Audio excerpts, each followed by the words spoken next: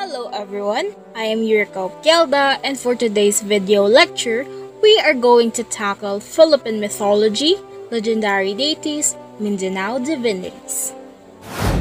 The objectives of this lesson are as follows. First, identify the different gods and goddesses of Filipino mythology. Second, recognize how myths influence the local culture, and third, appreciate the cultural heritage of the Filipinos through myths and legend.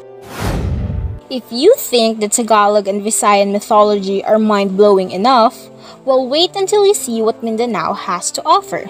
Let's start. The ancient Mindanao deities of Filipino mythology. Religion and culture in the South are unique because of the Muslim and Hindu-Javanese influences that shaped them. As a result, the way our Mindanaoan ancestors worshipped the spirits in the pre-colonial era combined both their old beliefs and those of the foreigners they came in contact with. And did you know that a colorful and fascinating Mindanao mythology would have probably died with their ancestors were it not for the few dedicated people who took the risk to study them? The first mention of the Bagobos was in a letter written by a missionary named Father Mateo Gisbert S.J. However, Laura Estelle Watson Benedict, an anthropologist, and Faye Cooper Cole authored the book The Wild Tribes of Davao District, Mindanao. These two authors at the dawn of 20th century went the extra mile and lived with the Bagobo tribe. They immersed in their culture and wrote all the data they collected in their books. Thanks to the hard work of these researchers, we now have an idea of how our Mindanaoan ancestors made sense of everything. The Mindanao mythology is as colorful as the many tribes that lived in the island. They include the Bagobo, Manobo, Bukidnon, Subanon, and Tiruray, among others. Now let's jump right in and explore the magical world of the ancient Mindanao. Among the Bagobos of Mindanao, a supreme god called Pamulak Manobo was considered the creator of everything. In Laura Watson's Benedict's Bagobo myth, this Diwata, a general term for deities, was also believed to be the creator of the first man and woman, Tuglay and Tuglibon. Another version suggests that the first humans were shaped out of cornmeals and given life by Tuglay and Tuglibon, not by Pamulak Manobo. Going back to Benedict's version of the story, Pamulak Manobo also created an eel or kasili and a crab or kayumang. These two creatures are always together, and every time the crab bites the eel, an earthquake occurs. Pamulak Manobo was believed to be in control of the other natural occurrences. When it rained, for example, the Bagobos believed it was the great god spitting or throwing water from the heaven. The white clouds, on the other hand, were actually the smoke from the fire produced by the other gods. Similar to his Luzon and Visayan counterparts, this Bagobo god was also assisted by other lower-ranking deities. Among them were Mandaragan and his wife Darago, the gods of war who lived inside Mount Apo. Tigyama, the protector of families, and Tarabumo, the god of agriculture, and whom a shrine called Parobanyan was built for. There were also bad spirits working for Pamulak Manobo, including Buso, who fed on the flesh of the dead and was described as huge beings with curly hair, big feet and long nails, small arms, and possessed two big pointed front teeth. For our next deities, we have Tuglay and Tuglibon. The Lay in Tuglay means man in Malay, while the Libon in Tuglibon means virgin. Tuglay and Tuglibon are two of the most prominent figures in ancient Bagobo culture. In Hocano's outline of Philippine mythology, they are classified as assistants to Pamulak Manobo and were responsible for the birth, marriages, language, and customs of the tribe. In other sources, however, these two deities were either the creator of the world or co-creator of humanity. One of the Bagobo myths compiled by the anthropologist Laura Estelle Watson Benedict even share similarities with the biblical story of Adam and Eve. Maybuyan and Lumabat. According to one Bagobo and Manobo myth, there once lived two deities named Lumabat, or god of the sky, and Maybuyan, the goddess of the underworld. Both were siblings but complete opposites of each other. The ritual bath, known as Pamalugu, is done so that the spirits will not return to their earthly bodies and disrupt their journey to the underworld. Note that the Manobo or Bagobo underworld, at least the one ruled by Maybuyan, has a relatively more positive connotation. It's not a place where you can find a lake of fire and where the unbelievers are punished forever.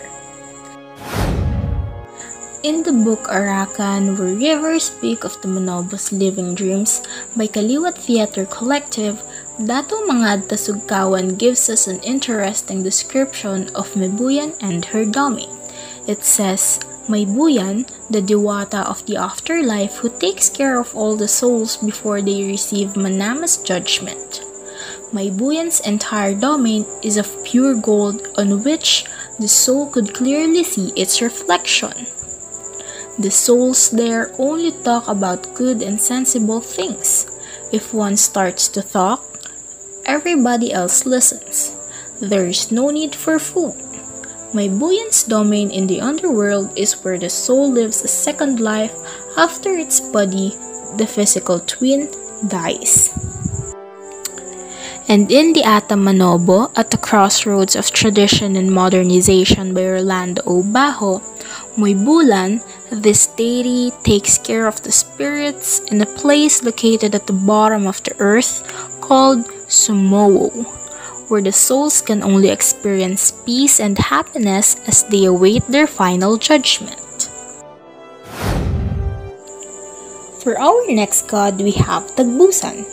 He is considered the supreme god of Manobos and the highest-ranking deity who ruled over the destiny of both gods and men. Just like others of his kind in the Philippine mythology, Tagbusan was also helped by other lesser divinities. Among those who assisted Tagbusan in his day-to-day responsibilities is Kakiadan, the goddess of rice, Taphagan, the goddess of harvest, Tagbanwa, the rain god, Umauwi-uwi, god of clouds, Sugudun or Sugujun, the god of hunters. Tagbusan was also helped by Libtakan, god of sunrise and sunset, Yumud, god of water, Ibu, the queen of the underworld, and Apila, god of wrestling and sports. If the Manobos have deities with good intentions, of course they also have deities with evil intentions. We have Agui, a diwata who urged men to indulge in sexual excesses. Tagabayaw, the goddess who convinced people to engage in adultery or incest. Now let's move on to Magbabaya, the highest-ranking deity considered in Bukidnon. This deity is offered betel nuts during the annual Pangampu ceremony. These betel nuts, which remind one of sailing ships, are called binangan, and they are especially dedicated to the highest god, Magbabaya. For the other lesser divinities who assisted Magbabaya, we have Dumalongdong, the deity of the north wind, Ognaling, the deity of the south wind, Tagalawambung, the deity of the east wind, and Magbaya, the divinity of the west wind. There are other interesting deities of Bukidnon mythology. They have Ibabasag, patroness of pregnant women, Ipamahandi, goddess of the accident, Tao sa Suluk, god of material goods, Tigbas, the most respected by the Bukidnon, and Busaw, god of calamity. Mindanao is composed of many tribes, and in each tribe, one can find plenty of deities and supernatural beings. For the Tirurais, they have Suwala or Tulus god who lived in the sky. For Gianges, they have Tigianes, creator of the world, Manama, her governor, and Tudlay and Tudlibun, gods of love and marriage.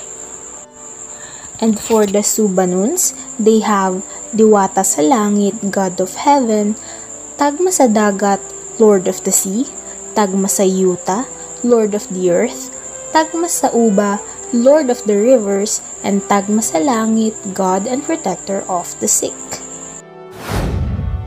And that would be all for Philippine mythology, legendary deities, Mindanao divinities. Again, I am Yurika Okelda. Thank you for watching.